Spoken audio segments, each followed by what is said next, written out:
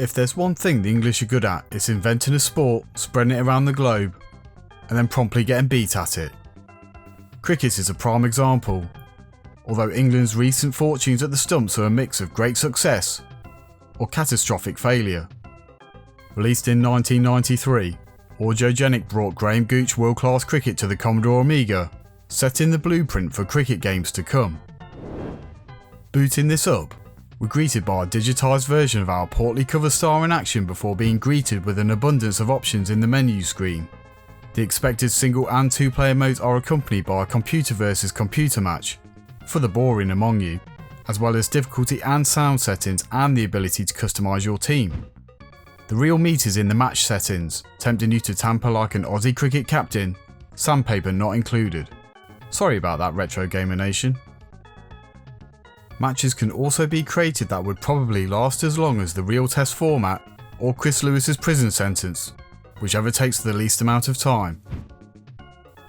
There are 9 international teams in the World 11, with accurate rosters for the time period to take your pick from. The player also has complete control over first team selection, but can pick the best 11 for those wanting to jump straight in. All in all, the UI is presentable and intuitive.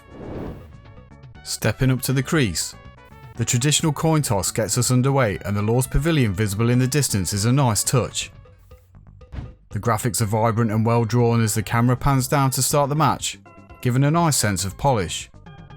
Player models are limited and the animation cycles from this perspective are convincing if slightly basic. Knocking the ball into the outfield snaps the camera to a bird's eye view, which in turn results in some less than smooth running animations from fielders and batsmen alike as they scamper around. The scaling of some objects could be called into question, although this is a minor niggle. Adding an air of authenticity are touches such as the insert of the umpire signalling a 4, or giving you the finger to send you back to the pavilion. These really up the production value and sense of realism. The in-game UI, scorecards and statistics mimic the pre-game menu system, and with everything being presented, it never feels like it encroaches on the play space. Audiogenic's delivery is precise, with large sprites and a good use of framing that puts graphical strengths and weaknesses fully on display. It's certainly not perfect, but cricket fans will appreciate some of the little touches. The sound of leather on willow. Some say you can't beat it, and for those cricket audiophiles, you'll be pleased to know it's been faithfully recreated here, albeit only the one sample. Audio work is generally quite sparse, but what is present is of high quality. Player shouts for wickets are particularly enthusiastic, as is the crowd noise for hitting boundaries.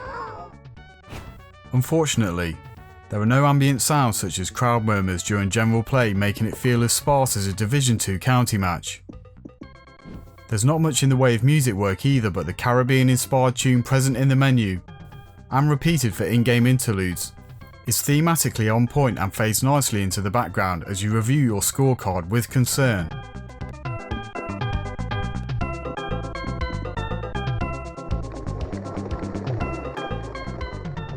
While the graphical and audio packages are not without their flaws, they do display an obvious love and affection for the sport which carries over into the gameplay.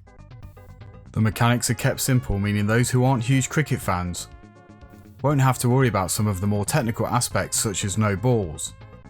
When playing as the bowling side, the pitch of the ball is decided by moving the momentum heavy cursor around and pressing the fire button to select.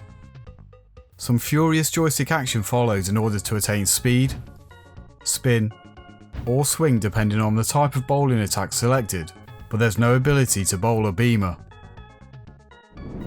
Bowlers and field positions can be swapped at will, adding some strategy into the mix. For example, if your spinner is failing to get enough turn, then you can bring in the moustached maestro himself for some old school slow swing. Fielding is automatic and is relatively consistent, but prone to the odd overthrow or ill-timed dive. Batting is carried out by timing a direction on the joystick to the pitch of the ball, and feels weighty and fair. Smacking Shane Warne through the offside, leg side, or straight down the ground is immensely satisfying. There is agency to move along the crease, but no ability to come down the ground. Running between the stumps requires some more joystick waggling, with depressing the fire button reversing the direction for a hasty retreat. The AI provides a stern challenge with your middle order often collapsing quicker than a deck chair. But the two-player mode really is the winner with any sports game. Gentle sledging of the player next to you greatly intensifies the action, providing some heated moments on and off screen. The game didn't hit everyone in the Amiga press for 6. Quite a few were overwhelmingly positive, with only a couple of outlets not warming to its charms.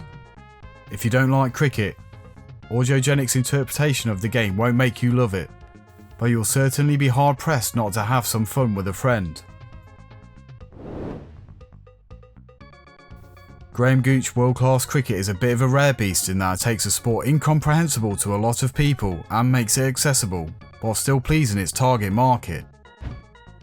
Audiogenic may have refined and added to their formula over the years, but this Amiga iteration is more than solid.